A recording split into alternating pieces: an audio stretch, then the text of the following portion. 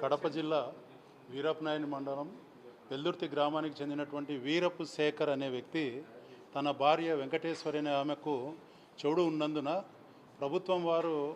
ఈ సందర్భంగా ఇస్తున్నటువంటి సదరం సర్టిఫికేట్ తీసుకొని తన భార్యకు పెన్షన్ నిమిత్తము ఆ సదరం సర్టిఫికేట్ కోసం ఆయన కడప రిమ్స్ హాస్పిటల్లో ఈఎన్టీ విభాగం దగ్గరికి రాగా ఈఎన్టీ సెక్షన్ దగ్గర ఉన్నటువంటి సుబ్బయ్య అనేటువంటి సూపరింటెండెంట్ తర్వాత అతను డాక్టర్ గారితో అక్కడే ఉన్నటువంటి సుబ్బయ్య వీళ్ళిద్దరినీ కూడా ఈ శేఖర్ భార్యతోనూ మాట్లాడి మీకు సదరం సర్టిఫికెట్ను నేను ఇప్పిస్తానని, ఈ సదరం వర్క్ అంతా కూడా నేనే చూస్తున్నానని అతను